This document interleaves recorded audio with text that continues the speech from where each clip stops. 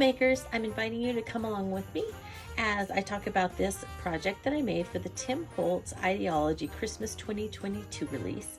This is Santa Claus Post Office, and I used a Halloween arched shrine from the Halloween release, and I really love the new shrine shape.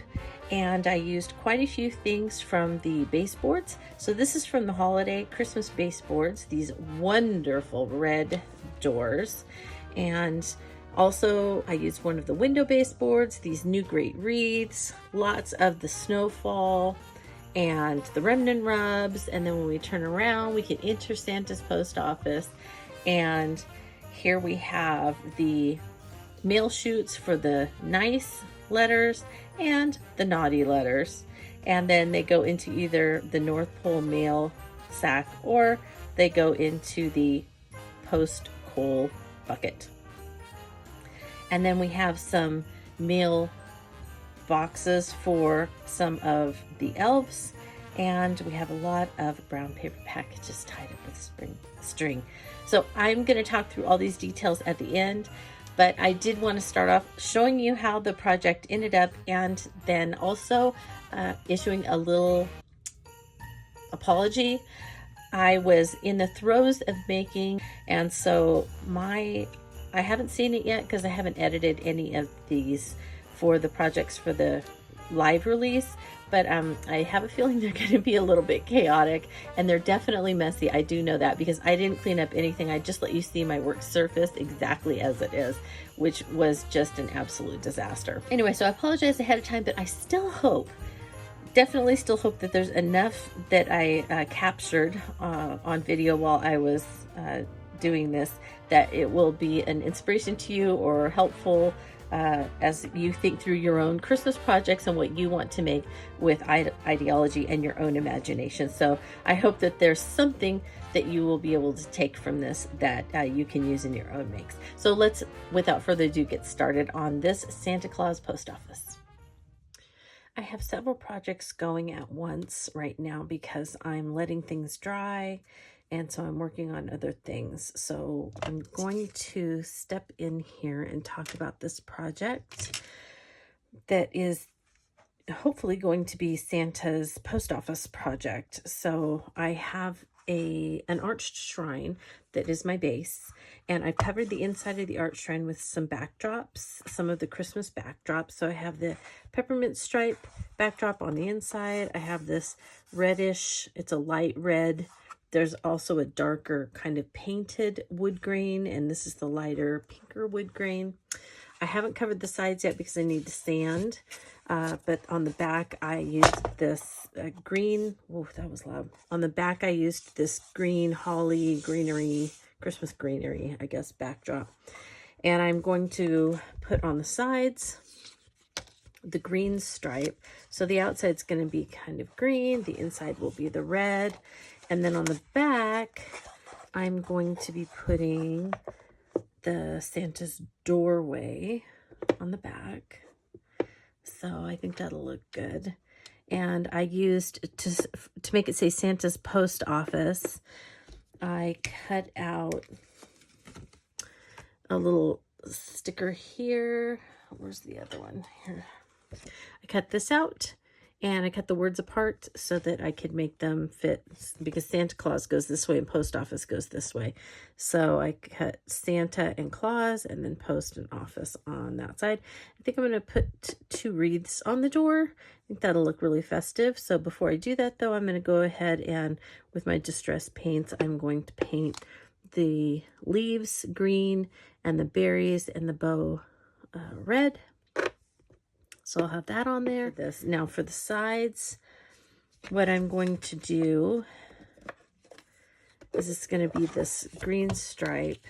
And then I thought it would be kind of fun to take the rest of these along the top that are all kind of, I don't know, post office postage kind of feeling, and just put them all over the outside. So in just, you know, kind of random order. So for some reason I measured, but I cut this paper too short. So I went ahead and put the holly trim around the inside And then I put the thin black word trim around the front of it. And I made the mailboxes. So this, of course, is a window baseboard, and it's just on one of the, this is the second to smallest box that this frame fits on.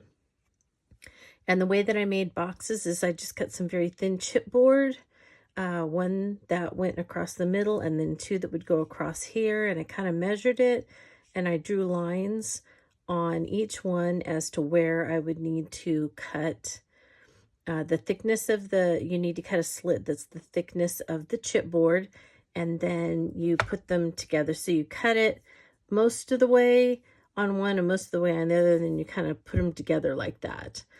And so I covered them with some of the peppermint paper that's on the inside here, leftover peppermint paper, and on the back and on the sides I used the pinkish red that we have in there. I haven't covered the outside yet, but I am leaning towards going with my leftover bits of the green that I have on the outside. So I'm leaning towards that. So this will be in here for the elves to get. And then there will be boxes and bags and whatever else around here. The Santa's mailbox I've probably gotten the farthest on because I haven't had to wait as long for things to dry. So that's kind of been helpful. The other things have taken longer. So I do have the mailbox done. I have attached some of the greenery to it, and I just attached these with a glue gun. The greenery I attached up here. I have tack nails under here, and then I added some of the silver drops to them, and then added some Distress Rock Candy stickles over that. And then I took those postage stamps and I rubbed stickles on them and on the special delivery and let that dry. And I have a couple more, and I poked holes in all of them.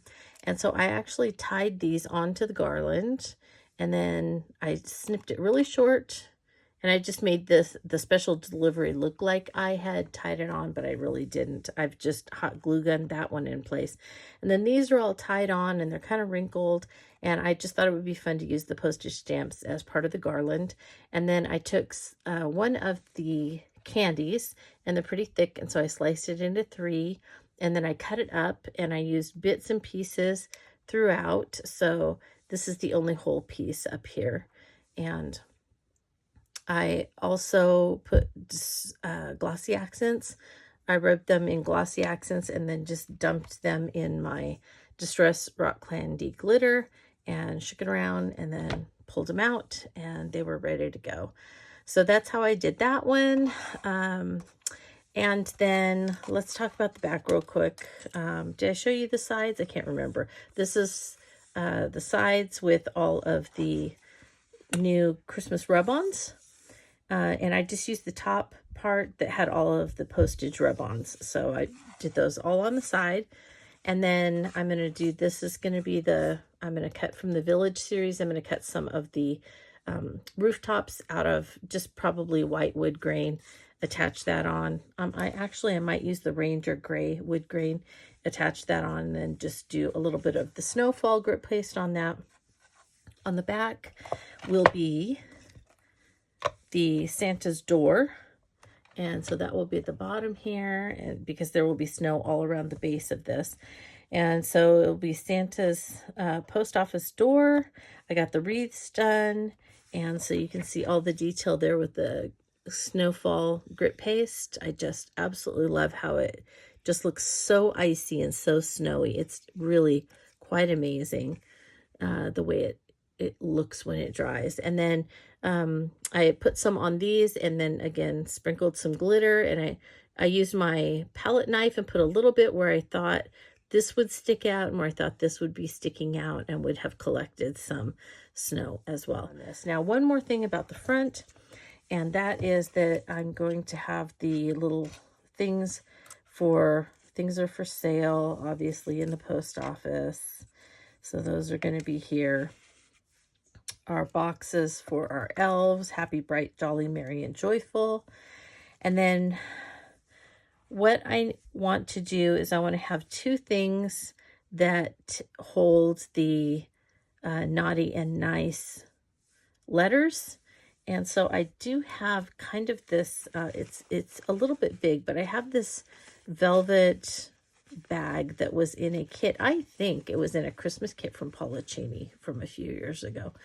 And so I am thinking about putting a couple of rub-ons on it and then sticking it up here like this. So it kind of just looks like, and then having letters coming out of it. And then I painted and then it's still drying. So, but I painted these flasks from the Everyday line, and I'm going to attach them to the roof like this. I'm going to put signs on them, and this one's going to be nice, and this one's going to be naughty. So I have to figure out what the naughty letters are going to go into.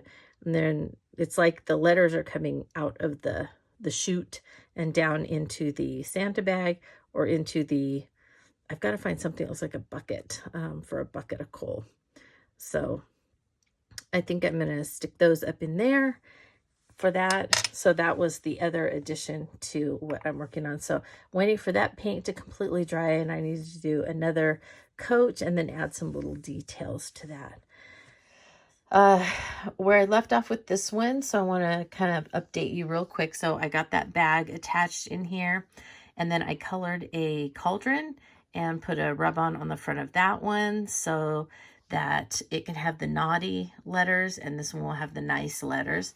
And then let me kind of move this back so you can see. So I took those two of the laboratory flasks, painted one red and one black. I put a little bit of design tape around there, and it looks like this one's coming off. I have to tack it down with some Collage medium. And then I put the naughty and nice rub-ons on some white cardstock, backed it with some paper from the side, some of that green peppermint paper, and then attached that to the front of each one. And then I thought, just to be silly, I would add a couple of things from, let me see what package those are from. They are from the Odds and Ends, Idea-ology Odds and Ends pack. And so it has kind of the round, this round thing that you turn, and then this kind of, I don't know, this looks like an old toy, wind-up toy kind of thing.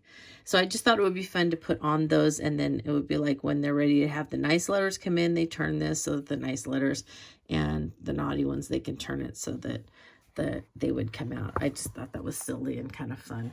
I added a few of those half droplets to the top and then also to the bottom down here. There are some brown paper packages in here. There are some with design tape. And then I'm going to need to be adding some letters that will be all in here for our different elves that will be working in the post office.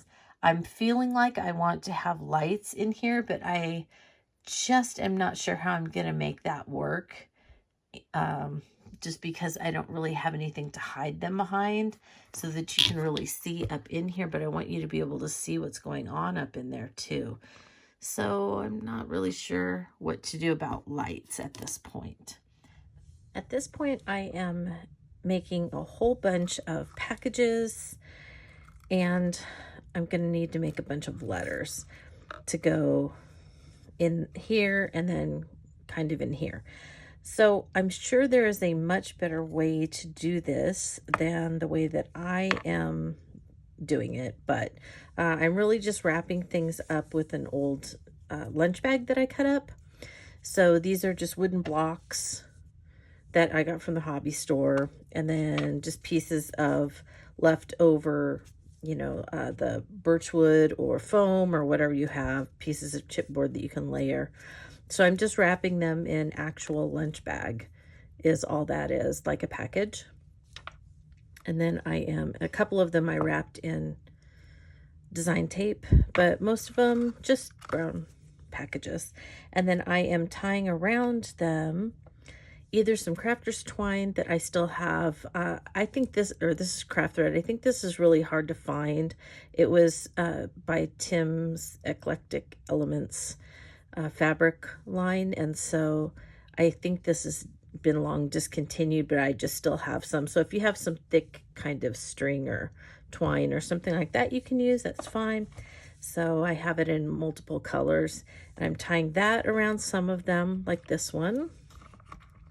And then others I am tying with just some baker's twine that I think this one I got at the dollar store, or maybe in the Target dollar section, now that I think of it. But anyway, it's just, you know, you get it anywhere. So I'm tying some of them with that. And then for the, of course, for the addresses, just got these out of the Snippets Curator. I think I said that before earlier.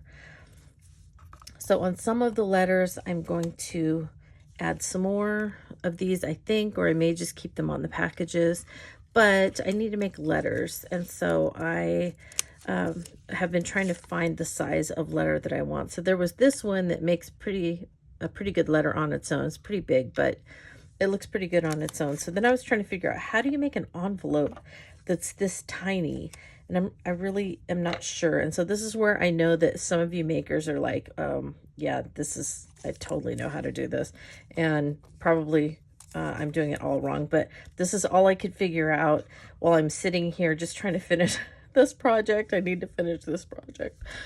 So I cut a whole bunch of just heavy stock into little pieces, just a scrap I had, and then I measured it, and that didn't work measuring. So then I just took scraps of that brown paper and I wrapped them in it, and then I just trimmed it.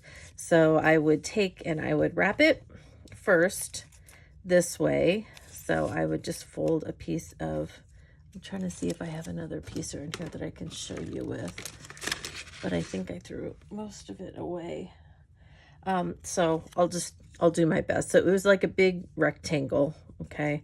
And so then I would fold it over it this way, and then fold it in, and I would make the creases so that I could see it. And then once I did that, I would then fold it in half and match the crease lines this way, and then match the crease lines this way. And then that would give me a grid. And then I took my scissors and I trimmed the end to the corners, and then trimmed this into the corners, and then trimmed this way, and then trimmed the top. And if this ended up being a little long, then I would just trim it off, so that when I could use this as a template, and I can just cut some paper and then make little, and you know, I may end up thinking this is insane and I don't know why I'm doing it. And then I just may actually ink these little pieces and just call it a day. I may do that with some of them, but others that, you know, I kind of want like sticking out a little bit or whatever, I think I'm going to go ahead and wrap. And so I have several different sizes. So I did that with all the sizes, and I will probably put this piece of, like, you know, put the heavy stock in just because it makes the letter a little bit thicker and it makes it look a little bit interesting. So I have 4 different sizes of scrap paper, and so I'll cut some of those from paper. And one of the papers that I'm probably going to use a little bit, I was thinking might be this one that looks like it was a telegram or something. So I might use some of that, and then I'll probably use some paper from some of the everyday line or something like that that maybe has lines on it, or some of the journaling cards that the back, like these are Christmas journaling cards, but I know that on the back of the regular everyday journaling cards that they just have sometimes a grid mark, and so I might use that and cut out some of the envelopes with that too. For the back side, I'm going to have the door, as we all know, and I did paint the bottom so that it would have some snow on it eventually. And I needed something for up here, so I was looking at this. Let me move that down. And this doesn't stand out, so then I painted a window. And so I thought, okay, I could have a window, And I can spray some Distress Resist spray on it so it's kind of shiny a little bit like this one. So there's that. And then I was trying to decide what to put behind it. So what I will probably, I'm thinking about putting behind it, and then putting like snowy windows so you'll barely even see it, is cutting this in half and putting stockings so that it looks like maybe all the elves live up there. And then, you know, yeah, I think that would be cute and kind of funny. So I think that's what I'm going to do for the window. There's so much to do on this one, and I keep adding to it, and it's gotten a little bit out of hand, if you ask me, but I can't stop. I just can't stop. All right, now I want to take some time and talk through the details with you very quickly. So I used a lot of trim on this one, as you can see, all along the bottom edges and along the front or back edge is technically the back edge of this, and the front edge of this. I used a lot of the decor, the trim, the design tape trim. So that was really, you know, a fun thing to do. And I pretty much kept it to the one style so that it would carry through the front and the back. And then I love these doors so much. I just added a little texture to where I thought snow would land if these were actual doors, and I did that with a palette knife and some of the amazing Snowfall Grit Paste. Lots of Snowfall Grit Paste down here, and then Snowfall Grit Paste on these wonderful wreaths. So these are the wreath adornments, and I painted them with distress paint in Rustic Wilderness, and then Candied Apple for the berries and the ribbons. And then I painted this window in a Candied Apple. And because I needed it to kind of look like, I don't know how to explain this. I needed to have 6 window panes in this one that were pretty much the same size. And so this window actually doesn't have 6 window panes. It only has 4. And so I had 2 of these windows. So I cut the little squares out, the little brackets out, and I glued them in. And you can actually kind of see on this one when I pointed out where I glued in the window from the other one that's like this. So now the other one is only 2 panes, but it's okay. It worked out for what I wanted. And then I actually put a baseboard behind it that was, it looked like kind of maybe a long mantle with a bunch of little stockings on it. And so I cut it in half and fit it behind here. So it would look like there's 2 rows of elf stockings that are hanging on the wall behind the window. So that was a lot of fun. And then I just added a lot more snowfall and sprinkled it with some distress glitter. This is one of the layers, the Christmas layers. And oh, let's go to the side. So the roof is just a piece of the two-tone,